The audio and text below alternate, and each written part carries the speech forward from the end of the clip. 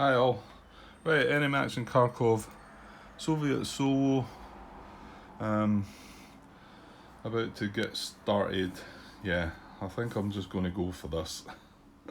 I've not long tried to put that other video together. I don't know what that was all about, to be honest, but just a couple of initial thoughts, I suppose.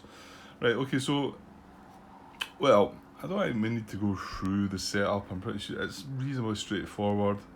There's all the units, they've all got their hex numbers. There is some German garrisons placed out, they go in all the cities, and there's also 3 other hexes that are selected. Again, it's all in the setup that. Over here we have this is a calendar with all the reserves about to come in. Yeah, game turn 1 we're on. See, it's got a nice little activate 1 unit. So you use that and then flip it over when it's used, leave it on the calendar for that day. No need for any sugar cubes anymore. If you watched my previous, it was a way I found tracking that. Yeah, so there's all the reserves. Probably not as many units in this game. Yeah, I very much don't think there's as many as what there is in Ardennes. Yeah, it's a lot less unit population on the map and whatever. What else we got? Well, these are the replacement units. So you have 3-step units at the most. So 3, 2, and 1. Certain units are just single steps, and that's them. The majority units are double-sided with a 2-step and a 1-step side, and then there's the ones that these replace, which are 3-step units. So we've got 3 steps on one side.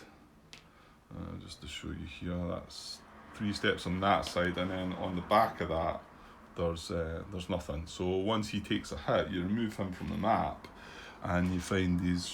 What was that? 35G. You find his replacement counter, which is that one, and that's his 2-step, and then flips to a 1-step, and then after that is away. Right, where did I take that one from? Right there. So quite a few of them. German. Well, hang on. There's the reserve units for the Germans on turn 1. There's 3 of the 2nd SS, and then 1 from 3rd Corps, 1 from 40 Corps, 2 from 40 Corps. I think that's what it is. Hopefully I'll start getting used to the names of them, recognise them, Roman numerals and all that. And then we've got our reserves. So we've got 2 pop-off units. 1 from 1st Guards Army, 1 from the 40th Army. Start the game on 2 victory points, which is the 2 towns. Are they both towns? Or the one a city? I think they're towns. They're the 2 victory points for the towns that we control at the start of the game. Yeah. And then the cards. Zoom out a little bit, Grant. Here's the cards. It's straightforward. The German enemy, the command cards. There's 22, 23 of them. You just shuffle them up every time. Nothing gets added or taken away from them. The German action cards start with all the cards that are within the. I'll not go through them because they're all shuffled up. Anything that's got a turn 1 from turn 1 onwards or whatever. There's some that say all, which are obviously used in every turn. And then once we get to turn 2, this card will get put into that deck, and I think there's maybe 1 card that gets removed from that deck because it's just for turn 1. So they get set aside. So the Germans' card side of things is reasonably straightforward.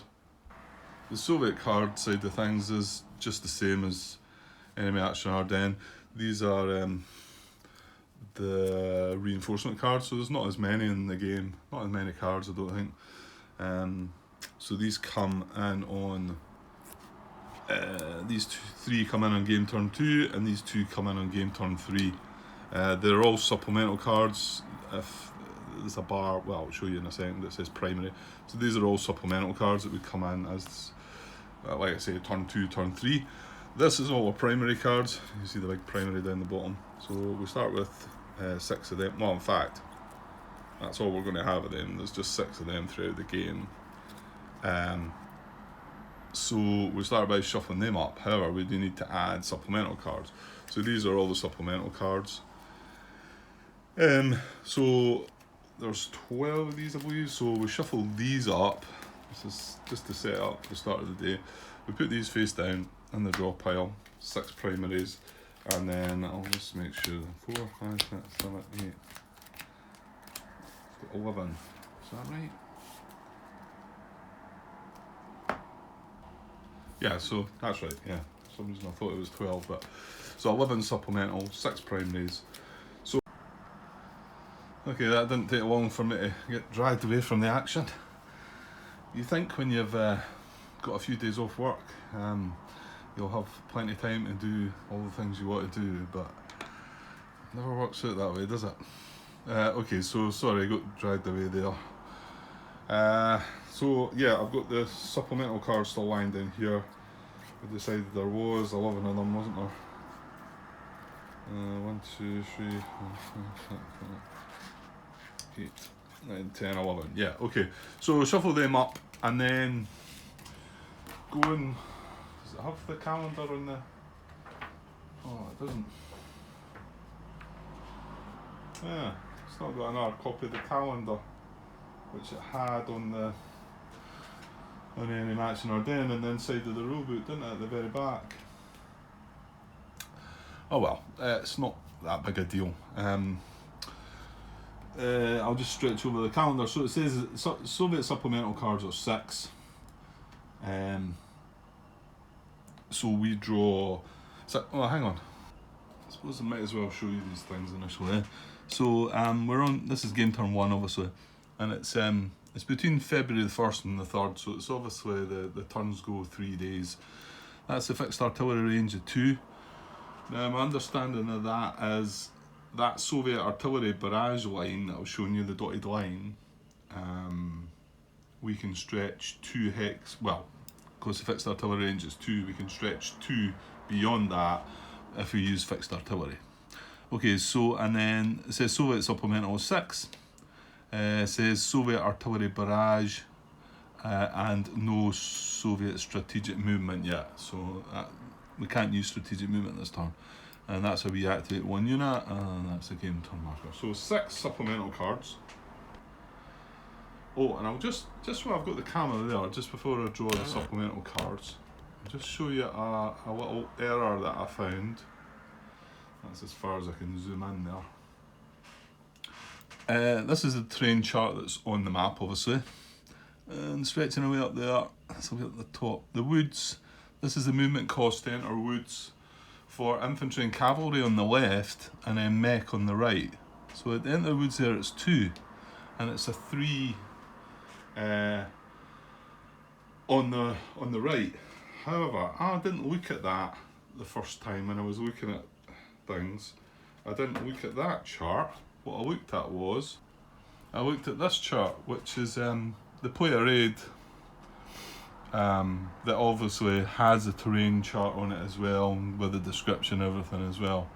And this is the one I initially looked at. But fortunately, after reading some of the examples in the rule book, it got me wondering, because as you can see here for woods, it says infantry and cavalry costs a 1 and still a 3 for the mech. So one of them's wrong. And the reason I doubted it, this one, was because in the example I play for movement, it's illustration of movement on page 25, 11.2, illustration of movement. It has infantry unit B spending 2 movement points to enter woods hex, and it's not crossing any river or anything like that. So that's why I then realised that it's the other one that's right. So this is wrong, so be careful if you're using that, thinking that it only costs 1 movement to enter woods for an infantry, because it's not, it's 2. So yeah, so shuffled up these 12 supplementals. So we will draw 6 of them. And then the other 5 get placed back in the available. The 6 that we've just drawn get put in the draw pile. And then we shuffle all this up.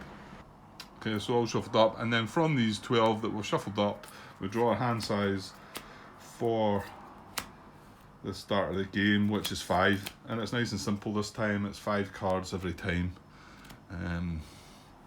Within the Soviet anyway, I've not delved as deep into the German so I'm not quite sure. But within this game, it's just 5 cards. And then at the end of your impulse, you always draw back up to your 5 cards if you can. The game turn ends when we run out of cards, the Soviets. It's the same as before. If we run out of cards on our impulse, the Germans get 1 more impulse. And if we run out of cards on the Germans' impulse, the Germans finish their impulse and the game turn ends. And the Germans can have as many cards left in their deck as they like, it doesn't matter. It's when we run out of cards that ends the turn. And if we happen to get right through the German deck, however, it gets reshuffled. At any point we run through it, it gets reshuffled and we start again and carry on. Well, okay, so there's my hand to start the day.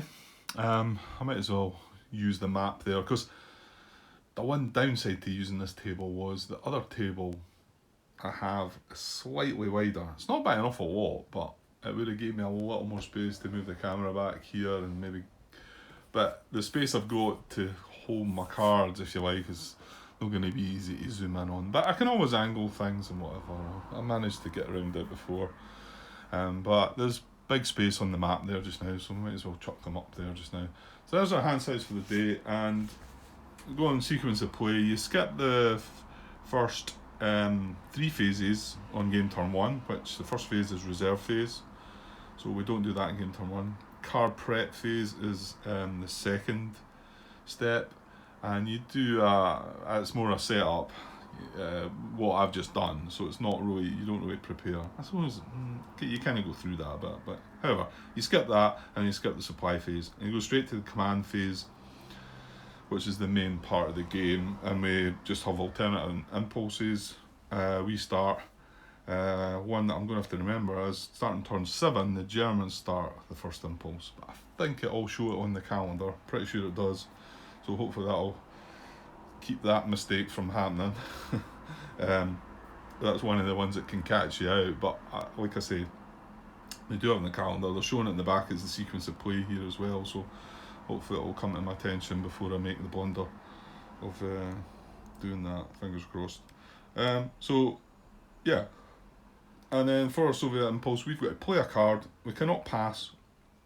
Play a card to do something, and then we can have attacks, we can move our units, we can have attacks, we can play combat tactics. Then at the end of our impulse, if we happen to play 2 cards, say, we draw back up to 5. If we only play 1 card, we draw back, we draw back up to 5, depending on the relevant to how many cards we've actually played. Okay, so well, let's just try and get started and whatever. And like I say, there is a chance this video playthrough will maybe not get. I'll get as far as the first victory point check, and maybe wrap it up. But hopefully by then we'll have seen a lot of things that can happen, and hopefully done them properly. Fingers crossed. Okay, so I've got this interesting. Which I showed, if any of you have watched that wee bit of video at the beginning, I'm going to put some warning sign up saying, look, there's no actual gameplay in this, it's just a wee sort of introduction with a couple of wee thoughts. However, I've got these 2 cards again, so, but after seeing what was happening, if you did watch that video, it's maybe not such a good idea to deploy them, and maybe I should get more aggressive and make an attack to start with. I don't know. I mean, it does depend on what German card you're going to draw, I suppose. So we have, if you're going to deploy any units, it's probably going to pop off ones, and it makes sense to use that to deploy them as reserves, because that's not quite a full activation. As you can see, it activates 2 unit stacks Now, I was a little bit unsure when I first read about this card, saying it activate 2 unit stacks in mobile group pop-off. And of course, I think my initial thought was, if any other units are stacked with it, do they activate? I think it would state that on the card. So if you had 2 mobile group pop-off units and some other 6th Army unit or something stacked together, would they all activate? Because it says activate 2 unit stacks. But it does say in mobile group pop-off, so my thinking is no, the other units would not activate, but I'm actually not 100% sure on that. So hopefully come the time that we go to do it, we get it right and we know exactly what we're doing with it. But I think it would state, there's the other units, if you see, have we got anyone that does it? That one says plus stacked units, you know what I mean, without going too deeply in it. It does say plus stacked. So that's like activate an army, but any other units that are stacked with it from the same front, but it doesn't necessarily from the same army. However, this doesn't really say that, so that gets me thinking that I think it would let me know that I could activate units that weren't in mobile group pop-off as well, that were in the same stack. So okay, so yeah, well, what are we going to do then? Yeah, and just, I mean, the first thing I done when I first looked at the cards I had when I initially had a wee move about encounters was look at the combat tactics, because there's some of them that are new to me. Fixed artillery is straightforward, and like I say, it does, you just see the dotted line there. My understanding of that is it can go 2 hexes beyond that on this turn, because the fixed artillery range is 2. So if you want to use fixed artillery, it would have to be within 2 of that line. Okay. Next one we've got is partisans. Now I had to look that one up because this is new. And it's really quite a good tactic. It says, may be applied only if the defenders are in a woods, town or city hex. After determining combat hits, reduce hits incurred by the Soviets by 1 or increase hits incurred by the Germans by 1, your choice. And then it says, if defenders are in a city, instead reduce Soviet hits by 1 and increase German hits by 1. So pretty good tactic that. Obviously it's even better against a city attack, but this one's any tactic, so you can use any combat tactic. Yeah, as long as, well, they're all applicable on every day, there's not anything dated, so there's no issues there. NKVD I haven't looked at yet. So drawn combat chits naming the NKVD tactic apply, and if attacking, it says if at least 5 combat chits are drawn, increase German hits by 1. The first 3 hits incurred by the Soviets must be satisfied by step loss. Okay, so it's got a bit of a plus and a minus there. And then if defending, reduce Soviet hits by 1. Sorry. Windows open, it's warm. Reduce Soviet hits by 1. Soviet units may not retreat. So,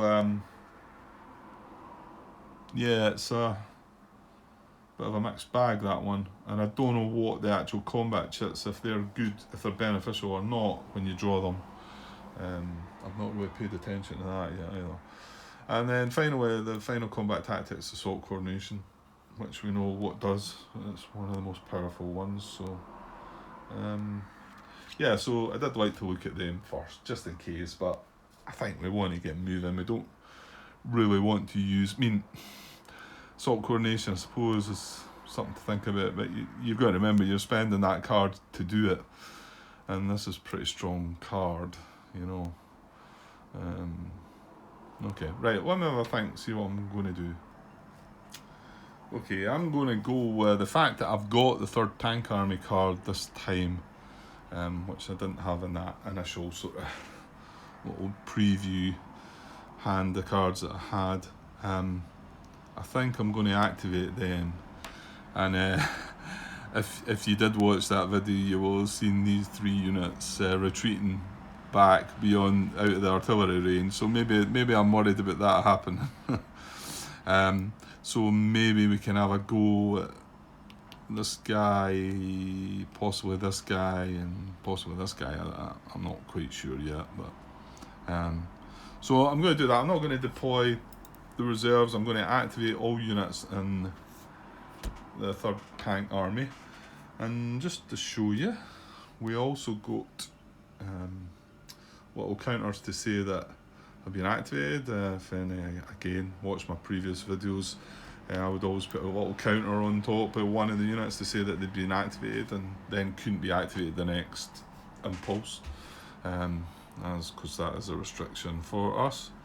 But they've got a nice wee counter here, so when I activate them, I'll put that just on the very bottom of the map. It's just on my plexiglass to say that they've been activated, and then I'll take it off again next impulse. It's not something you need to see yourself, probably, but just to keep myself right. Okay, so how are we going to go about this then?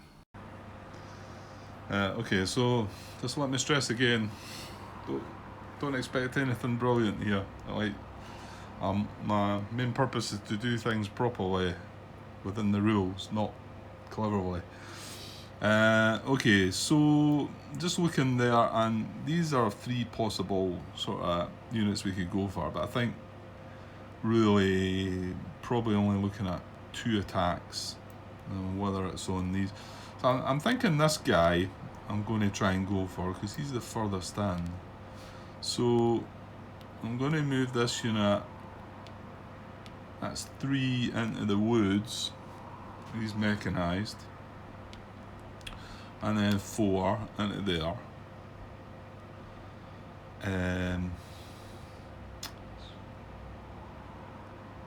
And then do the same with this guy, I think. 3, 4 into there. So that's just got a strength of 12 up to now against that. So that would give us a 3-to-1 odds, but I can also get this guy. Now moving across a minor river, there's no movement cost for infantry. There's 1 movement cost for mechanised crossing the very minor rivers. So that's something that's, if any match in our dead, it was always important. You know, you had to cross a river and that was that. So this is kind of new. You've got to get my head round. The Dnieper River is like that. You've got to use your full movement to cross the Dnieper River, which is the one up, away up to the, I was going to say northwest, but it's not, is it? It's southwest. Anyway, it's up another corner there. We'll get around to that. And also it has some blocked hex sides which you can't even cross.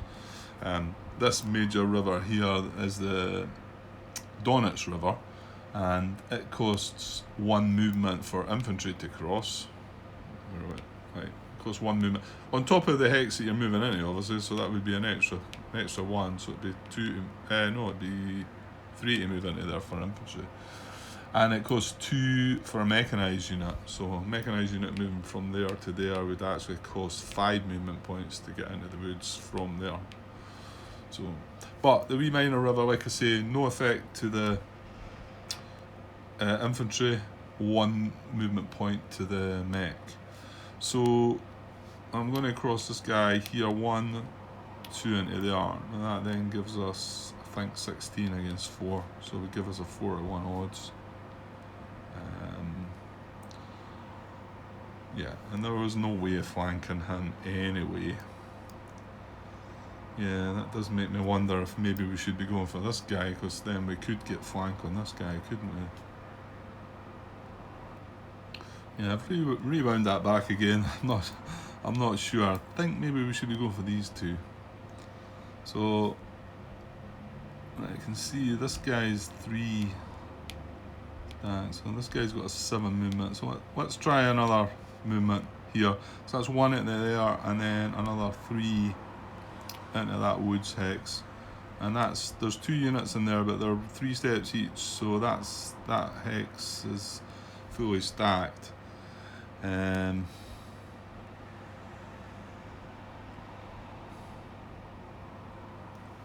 So okay, let's just try with us then. So I'm gonna move him into there, and then him into there.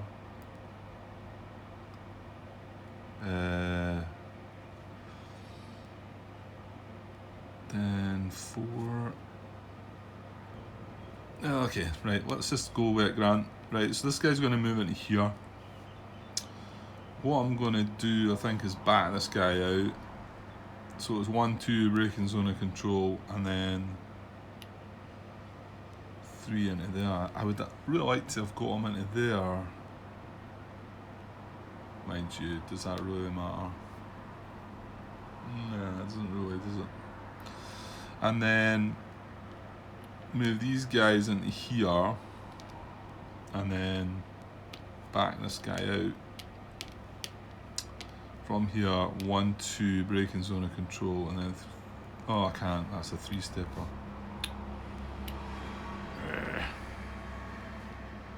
Right. Oh, that's annoying then. Hang on. Yeah, I think I can still get them round to here though, can't I? Or I can move one of them round, couldn't I?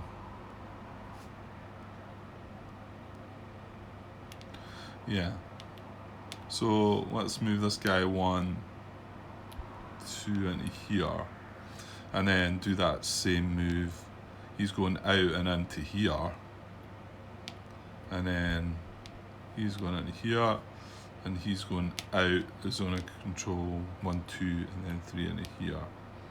It's just, I think that gives me 20, that's 9, 13, 16, and I'm going to use 4 of that, and then we get the flank on that as well.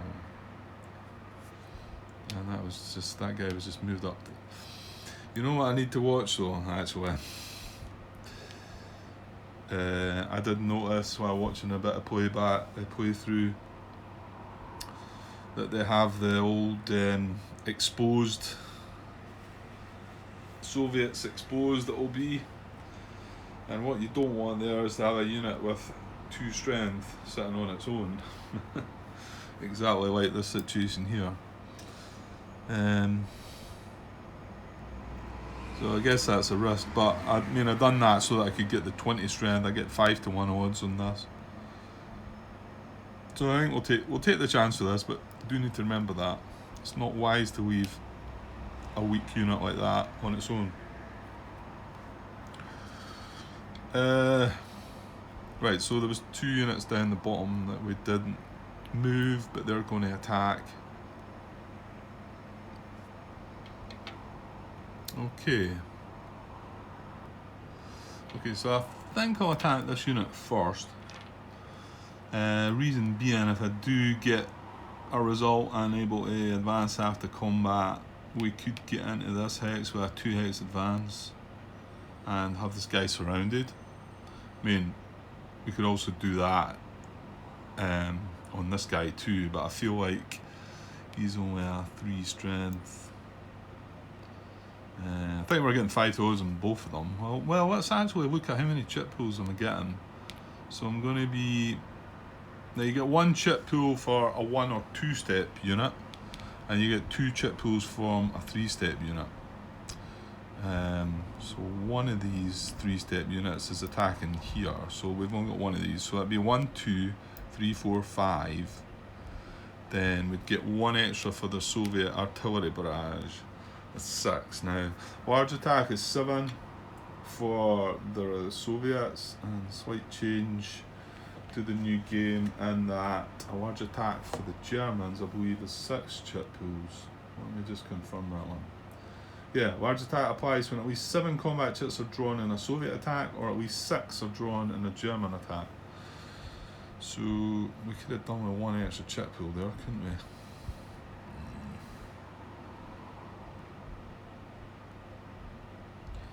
No, I don't think I can get that, can I? I mean, I could play another combat tactic, obviously. So that would be 6 chip pools there. The attack on here would be 1-2 for the 3-step unit, 1-2 for another 3-step unit. That's 4, 5, 6, 7. See, so he's getting a large attack there with the extra chip pool. So maybe I should conduct that attack first. With a slightly better chance. And then we get an advance after combat. 2 hexes, we get a unit into here, and then this guy's surrounded. And obviously the good part of surrounding a unit, well, in particular in a combat situation when he's not got a friendly unit adjacent, he has to retreat and take a step loss at the same time, so, which is always good if you're on that side of it, anyway.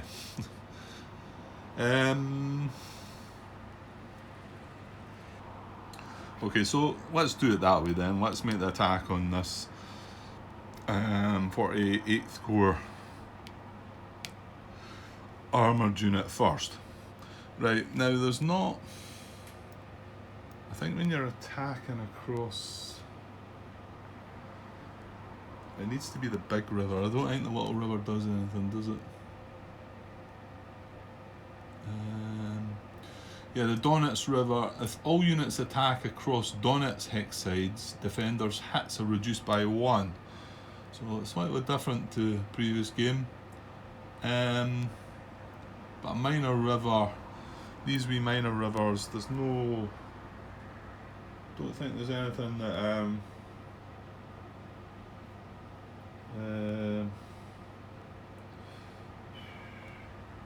if defender... -1 defender hit if all units attack across Donetsk or Dnieper River, actually. Right, okay, so it's both the rivers. But there's nothing, it doesn't say anything about the little rivers, the minor rivers. So I think all is good there. So we've got, like I say, we've got a strength of 4. I'll just use this guy on the top, the guy underneath can attack the other way. These infantry, well, it doesn't matter, we've got, as long as we've got armour in this battle as well. So we've got 4, 8, 11, 16, 20. So 20 against 4. So 5-1 odds. So 5-1 odds. And chip pools, like I say, I get 2 for that one. 3, 4, 5, 6, 7. Actually, I'm getting 8, am I not? 1 for the artillery. 1, 2, 3, 4, 5, 6, 7, 8. Yeah, I'm going to get 8. Yeah, it's just a pity I wasn't getting 7 in another one. Well, you can't hold that, right? So I'm getting 8 chip pools. So 5-1 with 8 chip pools. Right, let's go for it then. Okay, so declare target and attacking units. We've done that. Play combat tactics at your option. I'm not gonna, so we'll just take a chance with that. Now we draw a German command card if the target is supplied and undispersed, and then we apply the card's combat tactics if valid on the current turn and applicable to defence. Now there's some slight changes here with this.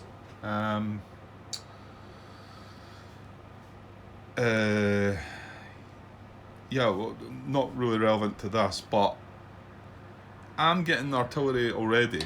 I can't. I'm pretty sure, if I recall, it has been a while though.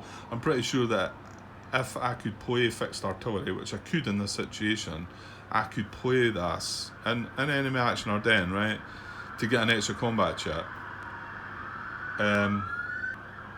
Which was something that you may not have done in the last game, but if you wanted that extra combat chip, maybe to get you that large attack, like we're going to have in this other attack here, you know, you might have done it, and I dare say I probably would have at time.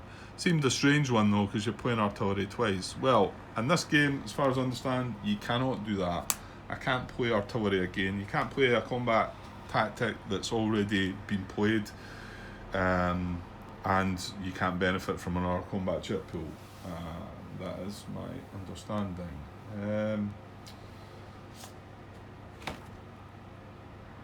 Yeah, I just wanted to find where that was in the rulebook. Page 29 I'm on, and why were there? Well, hang on. 13.25 says Soviet combat tactic limits. So this is not what I'm talking about, but it's good to put this in my head. During a German activation, you may play no more than one combat tactic card in response to each German attack. So we're the attackers at the moment. I can play as many as I want in combat tactics, but if the Germans were attacking me, I could only play one. Okay.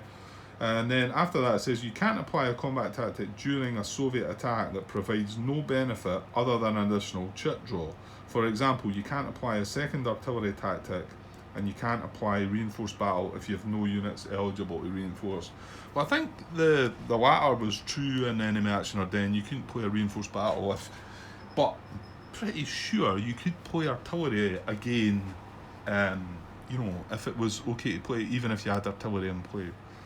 I could be wrong with that, but however, this is a game we're playing just now and you can't do it, so let's just leave it at that, Grant, and move on.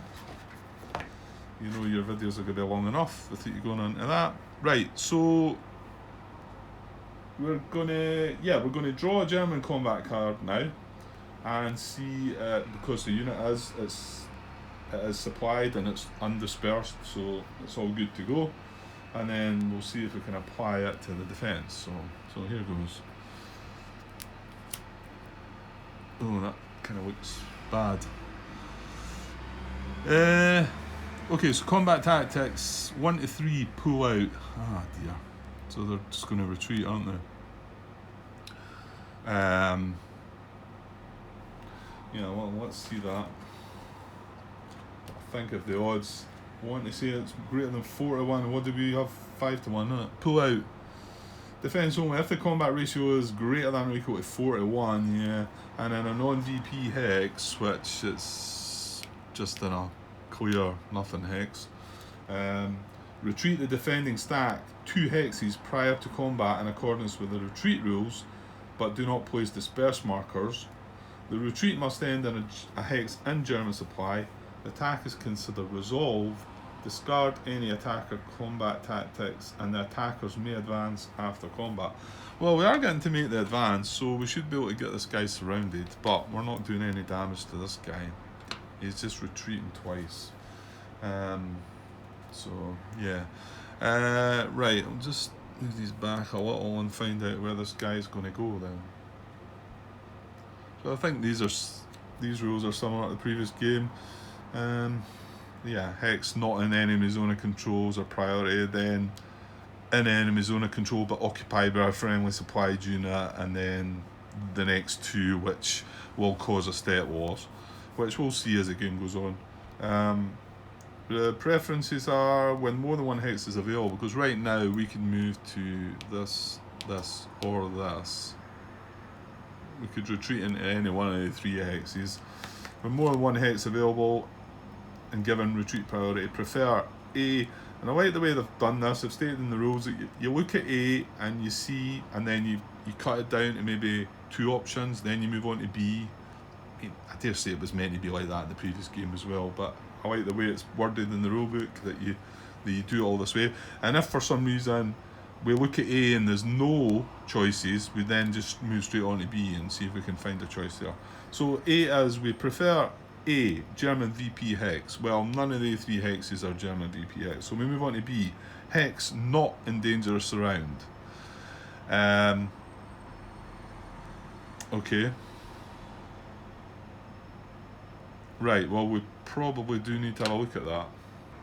Yeah, I think all of them are okay. I'm just thinking if he moves here, dangerous surround, this unit can move here, but yeah, we can't get round about him. So, and if he moves here, yeah. Yeah, because there's not a gap, there's nothing can break through here to cause trouble here. So all 3 of the hexes are not in dangerous surround. Next, so C is woods terrain. Well, you can see they're all clear. And then D, hex to which no Soviet unit is proximate. A hex to which no Soviet unit is proximate.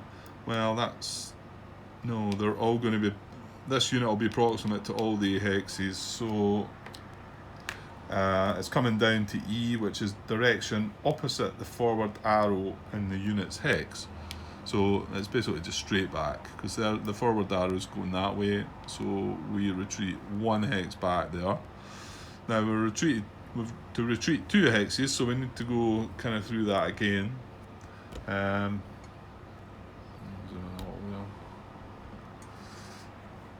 So again, and now it's got to be 2 hexes away from that, so I can't like move into this hex now or this hex, so I've either got to go into one of these 3 hexes. My guess is it's exactly the same, and he's just going to move straight back from his arrow.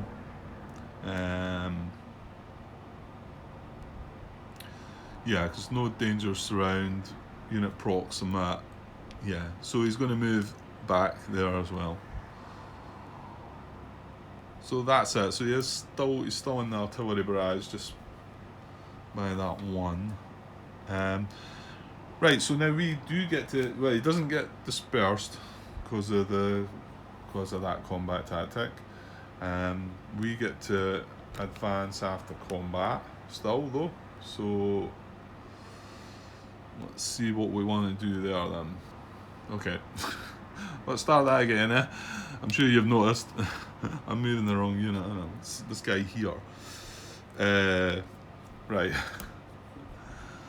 Okay, these things will happen, but as long as I catch them in time. Right, so it's this guy we're attacking. It's not him. So same situation. Well, he can't retreat to here or here. No, it's not the same situation at all. He can't retreat to here because he'd still be in Soviet zone of control, and here. So he's only got one choice, which is back there. And that, we don't need to come down to the preferences there. The priority is hex not in enemy zone of control, which that one is. The second hex, however, could be any one of these 3. Now, just to go over again, German VP hex, no. Hex not in danger surround. I don't think so. I don't think that would be in danger surround, would it? No, because we can't squeeze through here to get around the back of him. So either one of the 3 hexes is fine. There's no woods. Hex to which no Soviet unit is proximate. They're all going to be proximate. So again, it comes down the opposite arrow. So it's that way. So similar situation, but it's the wrong unit I've moved. Okay. So now we can advance after combat. That's what I used to like doing on it. Just put a cube. I mean, we know where it happened, but that's where the combat occurred. Yeah, I don't think that's really that necessary, Grant. Not right now, anyway. So all infantry can move one advance after combat. We've got 2 infantry units that were involved in the combat there, and our mechanized units could advance 2. So we've got 3 of them. Like I say, I'd like to get 1 in there.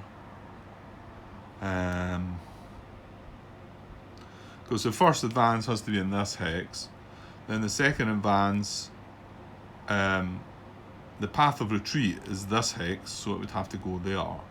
However, it can deviate from the path of retreat as long as it's not breaking any restrictions.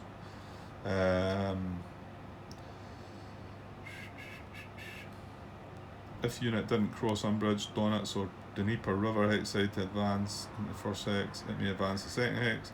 Second hex enter maybe any hex adjacent to attacked hex. When deviating from the path of retreat, advancing units can't advance from zone of control to zone of control and can't cross unbridged Donetsk or Dnieper River hexside. So I think that's a bit more streamlined than previous game as well. So if I advance there 1, there's no problem in me advancing into 904 here or 704 if I choose.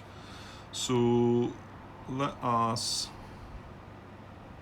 just, I think I'll advance this guy into here and then second X into here.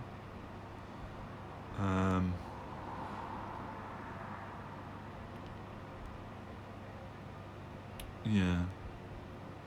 This guy's going to advance into here. I just wonder if I should push that way.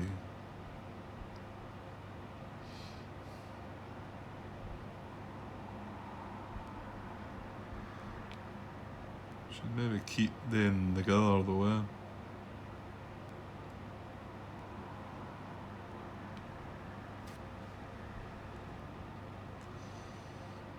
I think I'm going to push forward actually. I think the idea here is similar to the previous game. We're on the aggressive, so we need to get moving. We need to grab some of these victory points. Quite a few of them open. So, right. So the infantry he could advance it. Well, I'm going to advance him across the minor river. I don't know if it's really necessary, but I'll advance that guy in. Why not? And then I suppose we're going to leaving this guy on his own here, though. Well, I could do advance into there and then I'd put him into there then. That's maybe more sensible, isn't it? Okay. Right, let's go with that. Let's go with that. Like I say, it's probably not anything, not a great idea. Okay, so that's that combat over. So we can take these away, and this card has done its thing, so that gets discarded. And then we've got a second combat to carry out. It's still from the 3rd Tank Army. So we are now attacking with this guy. That's 4, 7, 11, 16. So 16 against 3 is 5 to 1. And chip pools this time, I think it's one. Did not say it's 2 less. 1, 2, 3, 4, 5, and then 1 for the artillery barrage is 6. I'm just wondering, just have a glance at my card. I can't play fixed artillery. I've got that NKVD, but my thinking is I want to use that to deploy my reserves, and then I want to use that. I mean, I could get a benefit out of that assault coordination with the 6th Army unit attacking, but that seems a bit weak. And when I say fixed artillery, I can't use. And then the other one is this, which is a pretty strong card with any combat tactic, but I don't know. I feel like I want to waste that. So I think we're just going to go with this. If I get a large attack chit, I'll be kicking myself. Well, it'd be nice to actually draw a chit though. Nothing happened the last time. Okay, so same again. That's it. 5 to 1 odds, 6 chip pools. So let's draw another combat tactic for the Germans. See what we get this time. Oh dear.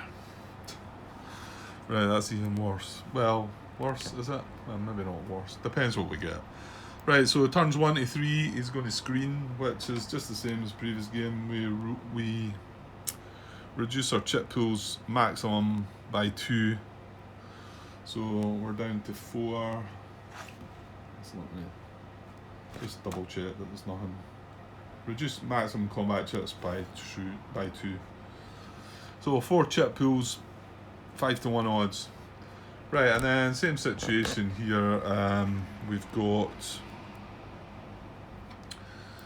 a minimum of 2 chip pools. It's a 2-step unit, and then maximum of 4. So we draw the 2 first, and then decide if we would draw between 0 and 2 more, up to the maximum of 4. Like so I'll get the first 2 chip pools now. I could draw them out of the cup while we're recording here and that, but I think it's just better to do it the way I've done it before. So I'll draw the first 2 chits and we'll see what we get. Well, that was a good start. There's actually a chit there that I know I was saying that I found that were maybe a little, it's a bit ragged, that one, you see, on the back side. for us corner clipping type people. And that's, I mean, on the front it looks fine. Well, you can see the edges of it. I mean, I did kind of give them a sort of little rub and the sort of, but yeah, I'm probably just being a bit. Yeah, that's me give it a wee rub and it looks a bit better. Anyway, okay, there's the first two chits. So we got only attacker armor, only applies on turn 1 to 11, and only defender armor. We do have, I'll just zoom out a little bit there. You see things? Like I said, we made sure we had some armor on the attack. That's just an infantry unit, so that's a good start. This on the priority side, well, yeah, sorry, I mean, I should maybe show you them just now, just when we get going. That's greater than or equal to 71 or defender not supported. Now that's a new thing, which we'll get to as the game goes on. It won't happen. I think, I want to say up until turn 5, all Soviet units are supported. That, don't quote me on that. It's not just now anyway. So that was a priority which didn't apply, and then on the back side we got 5 to 1, greater than or equal to 5 to 1. So good. So we've got 2 hits. We've got 2 more possible chip pools, up to 2. We can stop there or take 1 more or take 2 more. Now, there's pretty much the same rules here as well as previous. So our 2 hits would look at his 2 steps and he would want to retreat because it's equal to or greater than the number of steps. So he's going to retreat. Now he's in the zone of control with no friendly unit adjacent. So he's either going to retreat into here or here and have to take a step loss with that first hit. So that's good. He would then have 1 hit still to take and be a 1-step unit, and he would retreat. He would stay 1 step and be dispersed somewhere up here somewhere where the chits are. So I'm not going to eliminate him with A2, so I think we should probably take a chance and draw the other 2. So I'm going to do that. Right, so just until we get used to the chits, I've drawn them one at a time. So this is the first one I've got, just to show you the back side as well. So that was dispersed or unsupplied, which is a chip we've seen from old, which is not the case. And that was lucky because defender adjacent, there's no defender adjacent. So this chip does not apply. And then the second one, oh yes, that'll do. That's 41, greater than or equal to 41, which is the priority. If we didn't have that, 2 to 1 would give us that result, greater than or equal to 2 to 1. We do have 5 to 1, so this chip will apply. So that's a good start. That's exactly what we need. We've got D3 on him. So 3 hits to him and none to us. Okay, so I'll take the chits away there and I've just got this dice to show 3 hits to the Germans. No hits to us, so that was good. And yeah, this is just the same, like I say. Applying combat hits, retreat 1 hex to satisfy 1 hex, or 2 hexes dispersed to satisfy 2. So assign hits to German defenders 1 at a time, according to the first priority that applies. Defender is retreated 2 hexes, apply hit a step loss. Well, he's not retreated yet. If number of hits remaining is greater than or equal to number of steps in defending units, retreat 1 hex. So he would retreat into either one of the 3. I'll just put him in there. That's the right guy, isn't it? No, that's not the right guy. Dear me. I'm all over the place here. We're down here, Gran. So his first retreat is going to be here or here.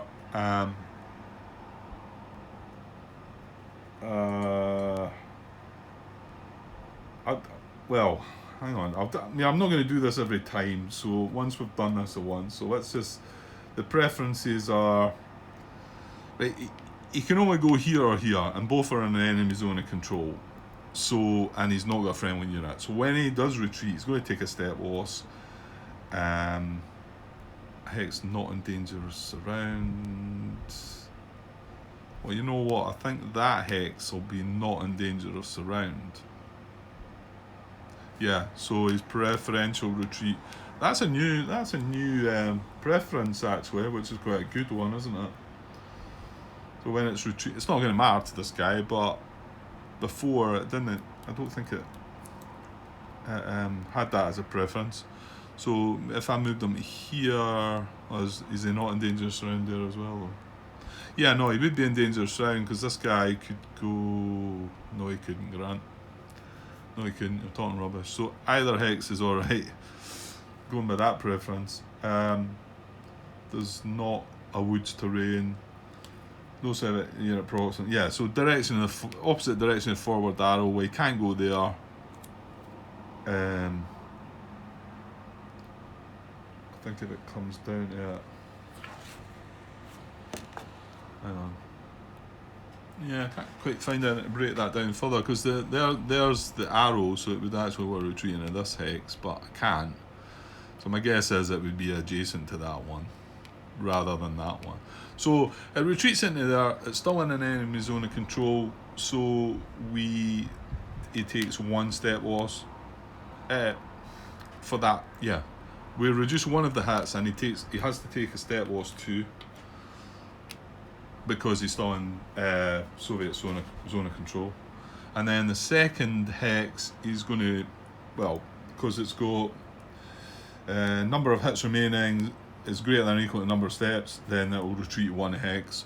So he can't go here, he can go here or here. It's going to boil down to him retreating opposite the arrow again. So it's not going to matter anyway, like I say.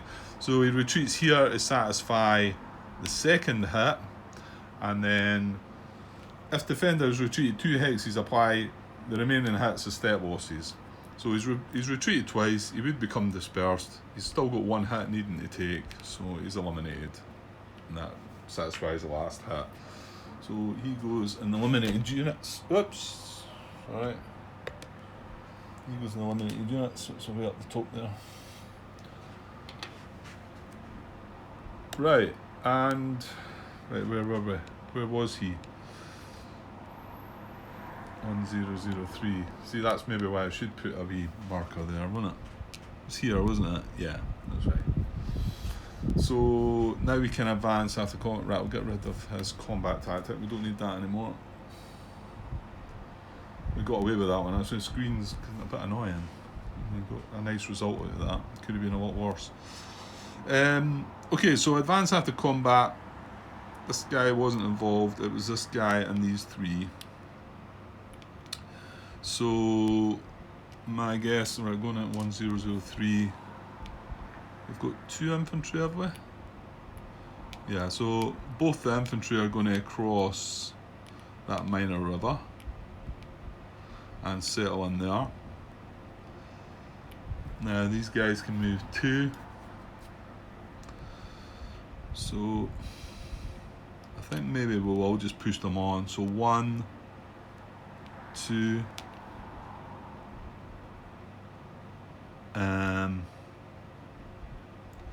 1, 2. I think so. I mean, I did think I could have brought one back here to mess with this guy, but nah, I don't think that's necessary. Okay, we'll go with that. Go with that. So sort of successful, half successful attempt, but we did get across the little river there, and we're pushed forward a little bit. Like I say, I think we need to keep moving. I think that's the plan. Okay, so that's German impulse done. So I discard that card. It's a primary, it goes in the primary discard box. And we've got 4 cards in our hand, so we draw back up to 5. And we get 6 army, primary card. So we'll have a look at that. And yeah, I'm looking at my phone and it's in the red again. Yeah, let's see, I was hoping to get another recording device on the go. We'd have more storage space than that. But I'm saying that, the charge of it's not that great as well. Okay, I'll take a pause there. I'd rather have got a German impulse in as well quickly, but I suppose that was a bit slow.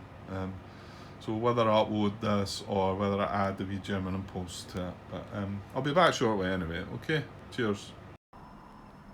Right, I've freed up some space on the camera. Still could do with charging up, but we might get this in time. Because I like to add this on at the end of the... Right, so we get a full Soviet and German impulse. So we activated third tank last time. I'll put this wee counter there to remind myself I can't activate them next turn. And we're going to move on to a German impulse. So first thing we do is draw a German command card. And we've got, what is that? 57 Panzer Corps. Let's say the KG must be Kampfgruppe card. So there's different cards. There's core cards, Kampfgruppe cards, and other things. Well, you'll see them as they come. And then the first command we want to try and do is deploy all 57 Panzer Corps reserves. There is not. This is the guy we just eliminated actually. So they don't have any on the map. He was the only one. Yeah, there's the eliminated units box. That's the guy we just destroyed, and you can see the reserves. There's not any reserves, so we can't deploy them. There's a chance this card's maybe just getting discarded, I think. Oh, I see further down the card there's something that's going to happen by the looks. So next command is activate all units within, there's not any units on the map. Like I say, we eliminated the only one that they had at the beginning of the game. So we move on to the next one, which is an event called Strategic Relocation. Right, so I don't know what that is. So what we've got, Strategic Relocation. In ascending order, 1 unit at a time, select and relocate up to 3 different German units. Each must be in danger of surround, able to trace supply, and not in a city hex or map edge VP hex. Relocate the unit to an unoccupied position hex not in danger of surround and from which the unit can trace supply to the same supply source. Among qualifying positions prefer... Okay, so there's a lot of preferences. Relocation is not movement and is not subject to movement limits, and 10.11. 10.11 being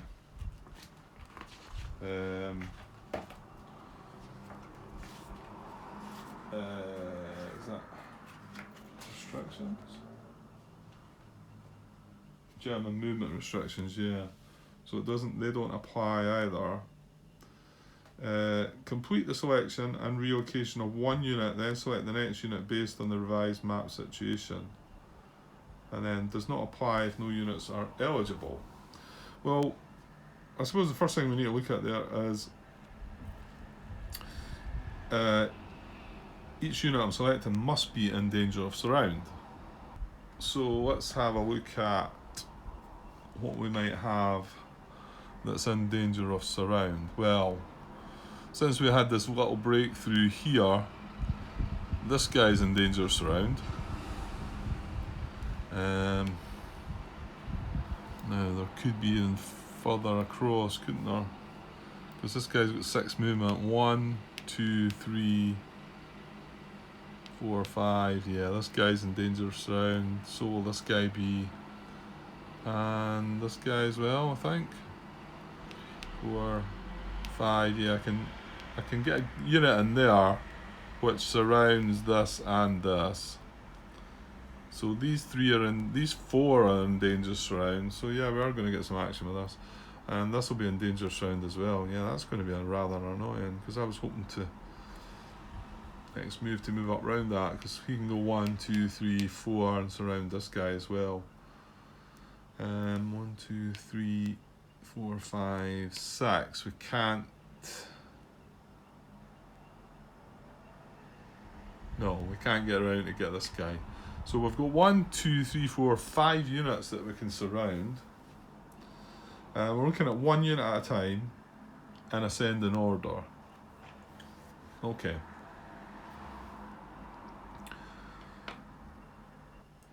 I'll just put a blue cube on top of them. So they're the 5 units that are in danger of surround. Yeah, that is it. I can't see anything else being able to get. So, and we want the lowest selector number. Well, it's unit 3 here. We've got 3, 4, 6, and we've got 2 7s there, which I don't think we're going to get to because there's only 1 3. So 1 unit at a time, select and relocate up to 3 different German units. Each must be in danger of surround, able to trace supply. Yes, they can all trace supply. Yeah. And not in a city hex or a map edge VP hex. Right, hang on. Is this a city? That's a town, is it? The sort of browny colour is the town, and the black is the city. Is that right? Yeah, and it's showing.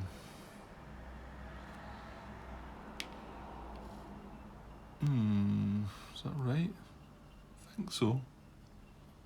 There's a sort of brown colour for the town.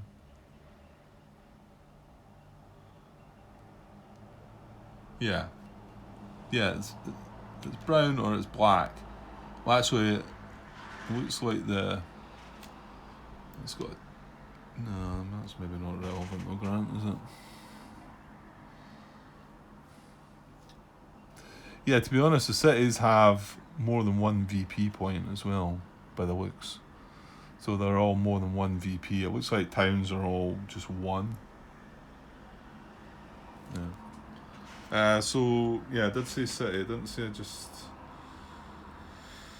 not in a city hex or map edge VP hex. Relocate the unit to an unoccupied position hex, not in dangerous surround, and from which the unit can trace supply to the same supply source. Among qualifying positions, prefer A, in the unit's army area, B, within 7 hexes of a Soviet unit, C, a city hex, D, an empty hex, E, not adjacent to a German unit, F, lowest position number. There's a lot to look at here, isn't there? I'm sure my camera is going to conk out the steam. Okay. Right, let's see if I can break this down. Right, okay, I had to go away for a bit there, so I had things on pause. Yeah, so I was initially looking at this. Oh, I moved the book because I was away asking a question. Again, strategic relocation. There we are. However, I'll get to that in a second. This is the first unit we're checking. And I think he's actually going to move to this hex here, relocate to this hex here, right? It's hex number 31. Unfortunately, that marker covers things up. But. So, and the reason being, it's to relocate to an unoccupied position hex not in danger of surround and from which the unit can trace supply to the same supply source. Well, if it can trace, I mean, it's going to trace on this road here, wherever. I mean, it can go right off the west map edge or even the north map edge. So it's the same supply source anyway. And then among qualifying positions, and there's a lot here to take in, you're like wondering, like, where does this go? First of all, it needs to be in its army area. Well, that's between this the grey line and this grey line, so it is there, okay. And then B is within 7 hexes of a Soviet unit. It's 2 hexes away. C, a city hex. Well, we can't quite. Well, it needed to be an empty hex, didn't it?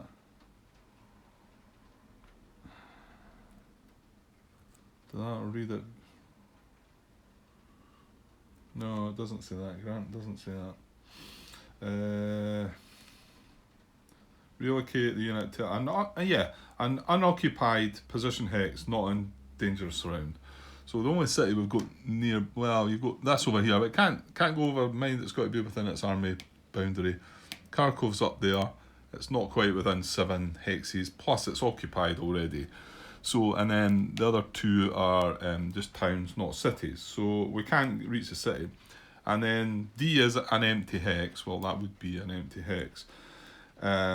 E is not adjacent to a German unit, and then F, which is the last one, is the lowest position number. Well, this is 31, so you can't get. I don't think I can get any lower than that within that army area. So, and I mean, obviously, you would think, well, if this is in dangerous around here, is it not in dangerous around there? Well, let's just move the unit. I'll just leave that. That's where it was, and I thought it might still be, but you can see that this is the unit that was surrounding it before. Can't get quite round now. Can only go 1, 2, 3. It would be. What was it cost? It cost 2. It cost 2 to move across that river for a mech unit, and it'd be moving into a woods, which is not a 3. So there's no way it can get around here. So it can't, and there's nothing at this side. There's no Soviet units that can sort of come up and surround it from this side. So just by moving it that 1 hex back, takes it out of dangerous around. And it's the lowest number, and yeah, I think we're good with that. So I think that's the first relocation. And that was unit number 3. It's also taken them out of the barrage zone as well, which makes some sense, but not that I was suggesting it needed to do that. But okay, so the next one, and this is where I brought up my question. The next one's this unit here, selector number 4, and it's from the Core Rouse, or Core Row, or whatever. So I was looking, and then like, where's their army area? Well, this is a bit of a strange one. They're from the Army Detachment Kempf, which their army area is between the edge of the map here and just to here. So it's this area here, and you can see there's some of them here. There's some of the units here. However, I thought if I was had to check the deployment hex numbers to make sure these were, but I mean they are in the right hexes, so these were deployed along here. This is another one here. So they're kind of outside. They're sitting just now outside their army area. But I remember reading something, and right at the beginning of the book, under 2.21 units, further down it says German Army Detachment Kempf. German Army Detachment Kempf Core Rouse is considered part of 4th Panzer Army for command purposes and independent for deployment purposes. So if we get any command regarding 4th Panzer Army units, these could possibly activate under that command, because they're considered part of that. However, if we were going to deploy them, then they would have to deploy in their actual area across this side. So, I mean, I'm pretty sure that this relocation is going to relocate them across this into its army area. I wouldn't thought the way it's suggested, but I can't be 100% sure with that one. It feels like they should be relocated across this side. But it is possible that this is still some kind of command it doesn't feel right. I'm pretty sure that it's over this side, but it's just one of the ones again that I'd like to be completely sure about to get some kind of confirmation, So let's find out. Let's maybe just deploy it, and I might get an answer to the question by the time I've worked this one out, maybe. Let's just see if I can deploy this unit across in its actual army area. I can relocate it. Okay, I just started looking initially, but I thought these are the lowest numbered positions and probably not in dangerous round. However, one of the stipulations is not adjacent to a German unit. So all 3 of these are not potential relocation targets. However, I'm just looking at Belgrade there. That is a city. And it's actually, if you count that 7 from that, 1, 2, 3, 4, 5, 6, 7. So that's a city that's 7 hexes away.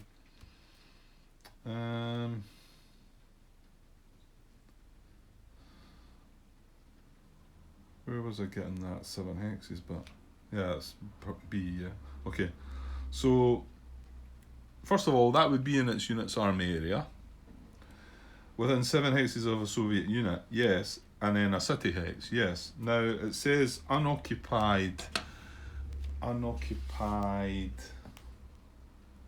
means it can have a garrison, isn't it? It's empty, that means it's got nothing, I think.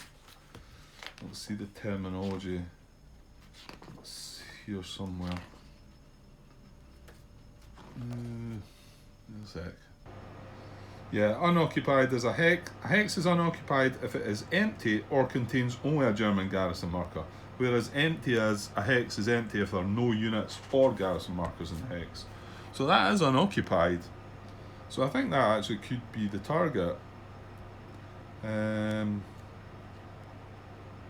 Yeah, it's an unoccupied position, not in dangerous round, and from which the unit can trace supply at the same supply source, and it's in the unit's army area, and it's within 7 hexes of a Soviet unit, and it's a city hex. So then we stop there because there's no other option, no other cities that could qualify. So assuming we've got this right, and this guy does relocate, maybe just leave that blue cube there. Well, he's got his hex starting number in it anyway, 1503. So I think he's going to relocate to Belgorod, and that German garrison marker just comes off. And that was like the second of our 3 strategic relocations. So finding the third one is going to be another one, the core rouse. Then it's this one here, isn't it?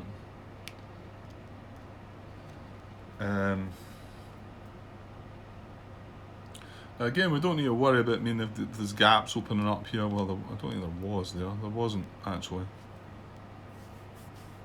But it did say that relocation is not movement, is not subject to movement limits, and 10.11, which is do we not have it on this card somewhere? Restriction. No, not on that one. Reserve deployment. I'm looking for movement restrictions there. 10.11. Not this one. The player aid here.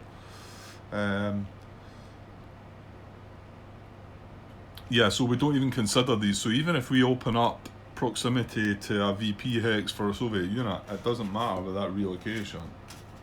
Whereas if we're doing normal movement, we would need to consider these things. Okay, so because this one relocating away across here is going to see open up these guys to like just move through, you know. Right, where was he? He was here, right? Let me see if I can find a place for him to go.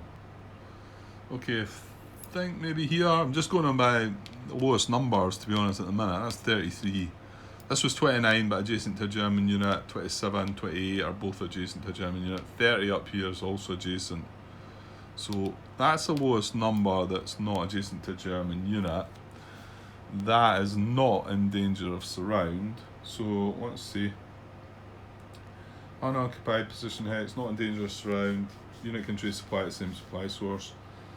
In the unit's army area, yes. Within 7 hexes of a Soviet unit, yes. It's not a city hex, no, we skip that. An empty hex, yes. Not adjacent to a German unit, yes. Lowest position number, yeah.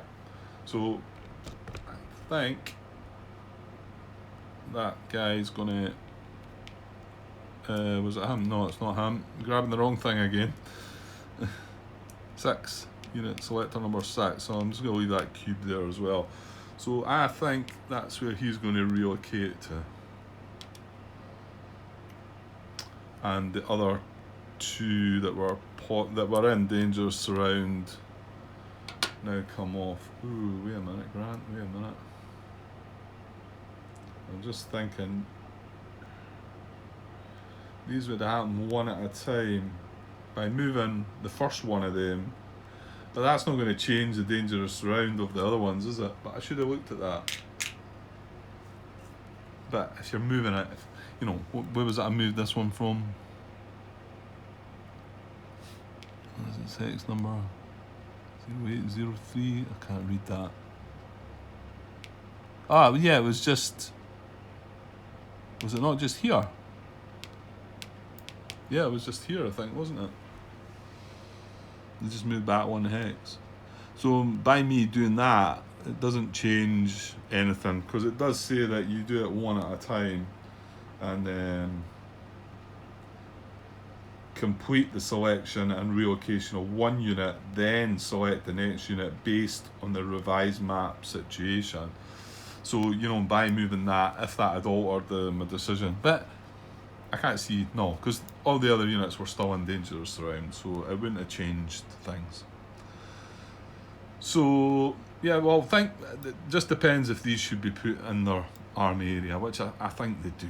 I mean, I can't see them relocating to the 4th Panzer Army area. It's just the fact that that's where they were. You know, they were in the 4th Panzer Army area.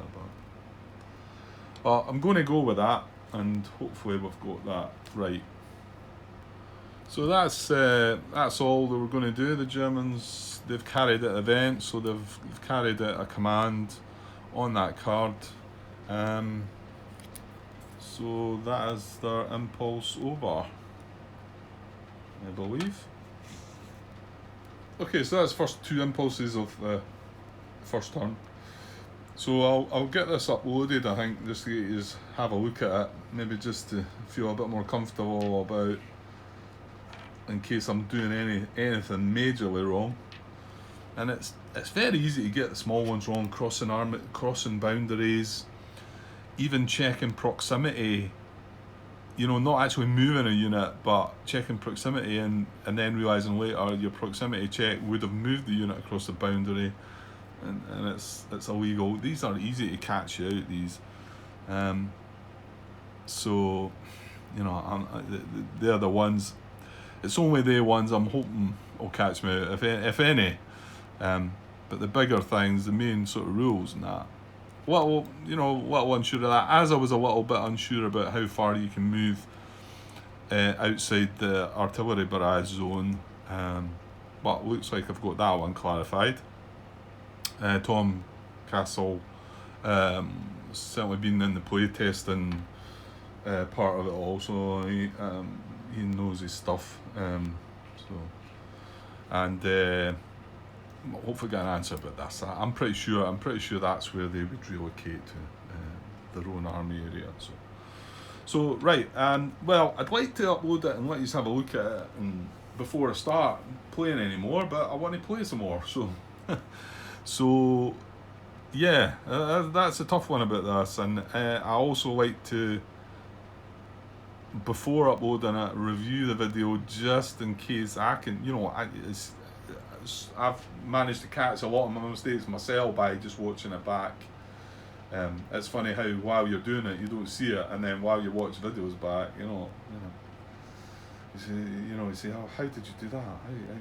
That's clearly wrong. But so I'd like to be able to do that, but then I've got to wait and I've got to view it back rather than play the game. So we shall see. I might just take a chance and throw it out there, and we'll see. Anyway, I'll be back with a second impulse sometime soon. Cheers.